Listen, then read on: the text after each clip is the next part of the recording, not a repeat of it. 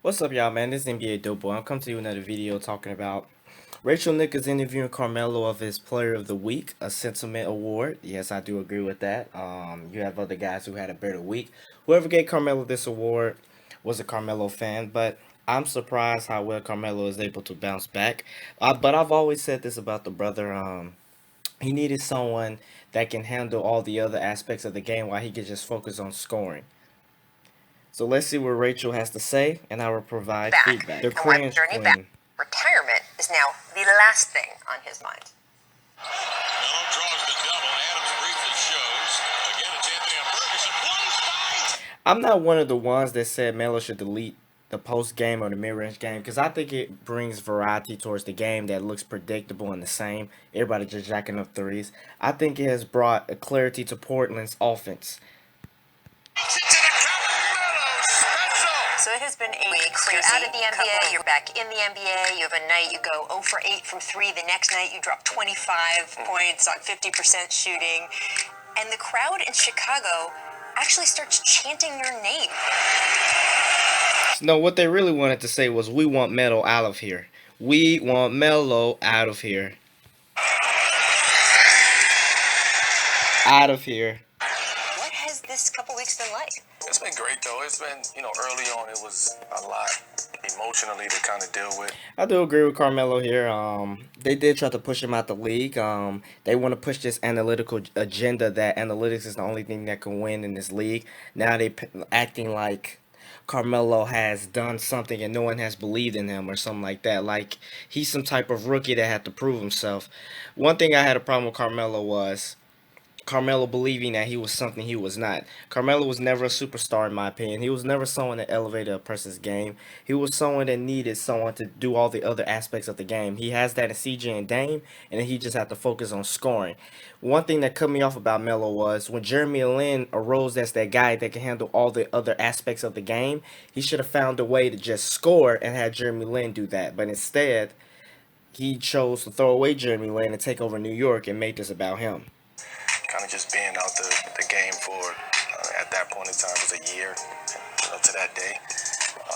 And then just getting the call and like having to switch back mentally and emotionally. One thing I will say about Carmelo is second chances do exist. When I look at Carmelo, I look at a player that you reap what you sow. Since Carmelo's career, Carmelo has been incredibly selfish. He has cared about the fame. He has thrown teammates away. He has only cared about himself, thrown good coaches away, and now he's reaping what he has sown. Now he's been given a second chance. It's great to see him do well. What did you hear about yourself in your time off? What were some of the things that kind of cut you the most that you heard? Selfish, bad teammate, bad locker room guy. Well, all those were true, except the bad locker room guy. Guys seem to like Melo. Everybody respects Melo. Damian, LeBron, Chris Paul. Everybody respects Melo. But as far as the bad teammate and selfish, those things were true. I'm like, where's all of these things coming from? From you, brother. That was coming from you. The copycat, league and the copycat narrative. That was like deep, and it was just like, why? And I have prepared myself to kind of just walk away from the game if the right situation didn't come about. You really were ready to walk away? If any situation had come about, what you mean the right situation? I had no choice but to go to Portland. They called you. I was ready to walk away. Yeah, because it's hard, like waking up every morning, not knowing what to expect, not knowing what to do, not knowing what to work on, wanting to give up hope, wanting to give up faith and belief, and just just forget this whole basketball thing. What were some of the mechanisms you developed to cope with all of that? I heard you started taking walks. I started taking walks, man, just to kind of clear my mind and breathe a little bit and relax and kind of just stay in my moment and stay on I call it my square. And man, boo-hoo, you got $1 million. Nobody want to hear about that crap, bruh. You was at your house, you was sitting on the couch, you was waiting on that phone call. If not, you was going to live in your mansion. I don't want to hear all about that other BS. I couldn't let nobody knock me off of that. Damian Lillard and CJ McCollum have both already praised you up and down as a teammate. And Dame in particular has talked about when you and he have spoken, even privately, you have never blamed anyone else for the last couple seasons. You've taken responsibility. Why do you think that's so important? I can't blame Houston. I can't blame OKC. It's a business at the end of the day. And I think once you know that, everything else kind of falls, by the wayside. after a while, I just was Like you, bro, you almost fell by the wayside. you know what? I gotta let it go, right? I just gotta let this go and kind of just continue on with who I am as a person, more so than a basketball player. That was important to me. Your wife Lala has been a huge support for you through all of this, and there was this great moment when your team was in Chicago. Yeah. She's in the stands. She's FaceTiming with your son Kai, and she Yeah. turns the camera around so you and Kai can see each other. What was that like? That was a special moment. I think people take that moments like that for granted. People take, in sports, you're supposed to be so locked in and focused, and insecurity was like, oh, look, your son is on there. So it was a moment that. Man, come on now, come on. Carmelo ain't been the same since his wife died on Power. I don't think I'll ever forget. Yeah, for sure. Your son Kai is 12 years old, and I know he's your biggest fan. He's got to be so happy you're back on the court. But are there some mixed feelings that you're leaving him after being home with him Of for a year? course. When the smoke clears, it's, like my dad is leaving. Like my dad is not here. So you have to deal with those emotions. You got to try to balance it out. But it's I mean, I see what you're saying, but you quickly dealt with them. When you got that contract from Portland Trailblazers, boy, you was happy. Oh yeah, we don't get all sentimental, brother. We know how you was when you got that contract. heavy communication, making him understand this situation and making him feel a part of the situation. Ronald high drills another one. Scores! And he draws the foul. And he's on fire. Finishes strong. Oh, Carmelo. It is a great situation for you, both the makeup of the team, the locker room here, the basketball fans here. They have a lot of injuries, so you were able to walk right into the starting lineup.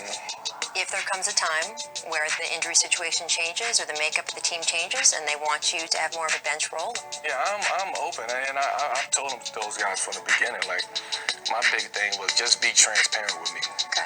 Like, tell me what you need from me. I think I've earned that right.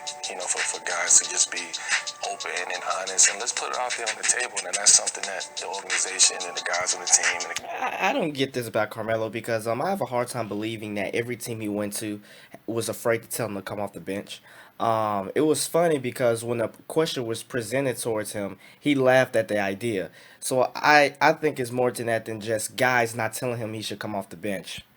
coaching staff. We laid that out, from day one. We got that clear, before I stepped. And you ain't got no choice. If they tell you to come off the bench, you coming off the bench. What do you mean you open to it?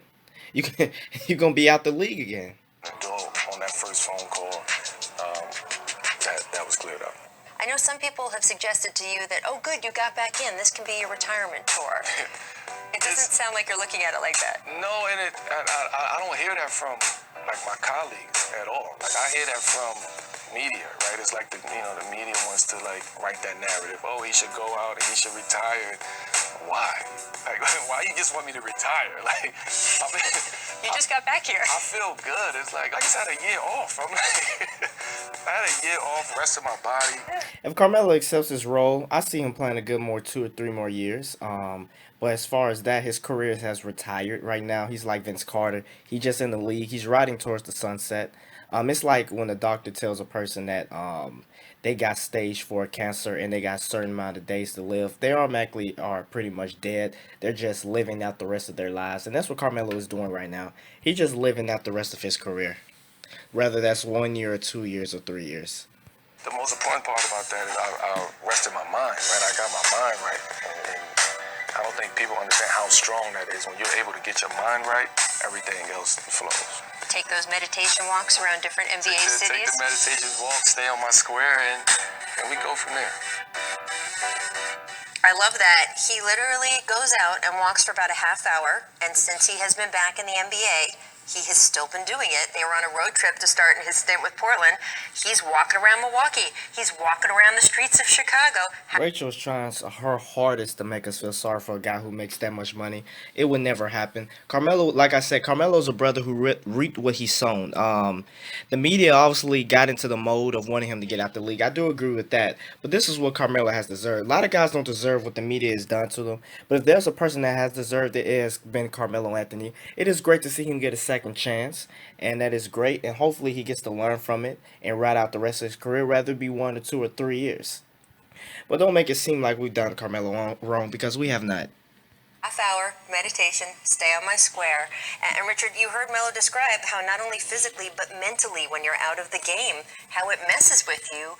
What's been your experience? Even, I mean, you didn't have that break like he did, but you late in your career, you had different. Yeah, but that's also the reason why I retired, is because I was not going to wait on a phone call, and I was not nearly the player, and I was later on in my career, so it was like once the phone did not ring, I was done. Okay, like. I don't have a job, and the Man, Richard, once LeBron left Cleveland, you were done. So let's just put it that way. training camp is starting.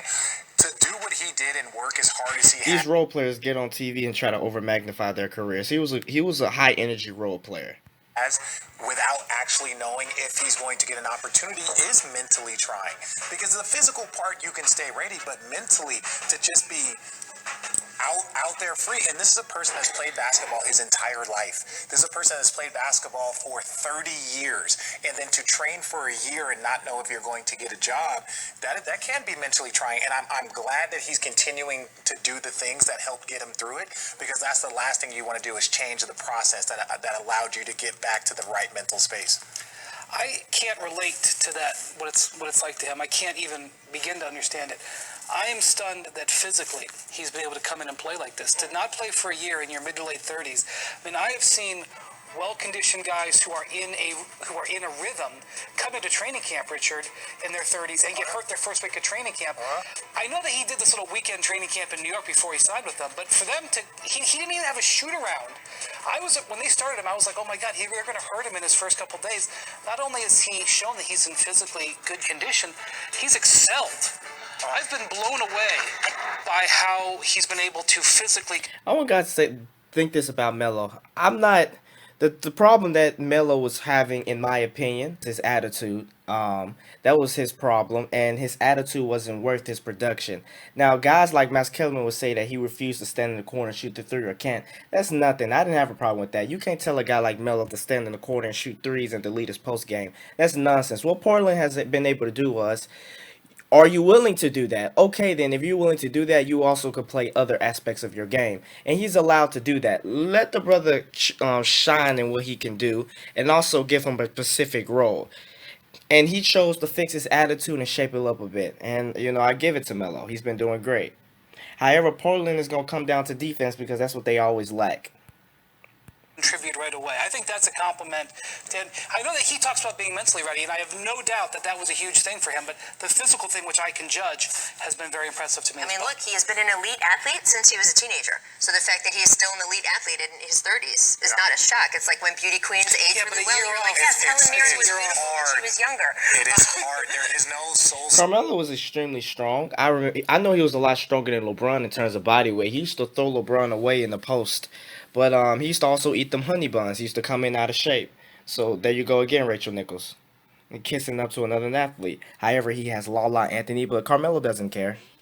Michael, there is no Carmelo will probably cheat on her again. training that you can do. You have to eat everything right in your holder. You have to train for hours every single day. That, like to your point, is so impressive. I've seen a number of players that I've watched up close come back after a summer off, not a year, and lose it and be done. Yes, and to your point, the part I saw Richard, point out when He said, I've seen folks do it. Well, Brian Horse, you need to use that as inspiration, and you do it. in the interview, he said you wake up and you don't even really know what to work on, right? You don't have a training camp, you don't have coaches showing you film, you don't have anything. You just have to sort of do it from scratch every day, and it has been successful. The Blazers have won a season best for them, 3 straight games with Melo, Dame, and CJ. They've all been scoring. So let's take a look here at sort of where they are. You've seen his impact. What do you think? 20 a game. Okay, so the first week we saw sort of shaky production, but the fact that again he was just out there and contributing 20 plus minutes, I was pretty impressed by. Last week was spectacular, and not only what his statistics were, which were great, but the little things, the nuances, where he was positioning, his pass here, defensive positioning here.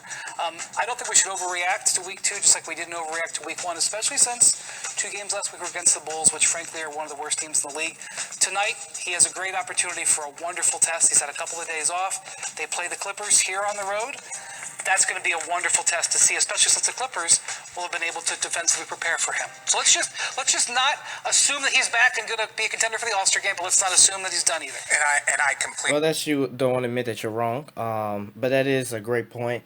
Melo. It's great that Melo can find his own options, but against the Clippers, it will determine if Dame and CJ can play great enough to get Melo space.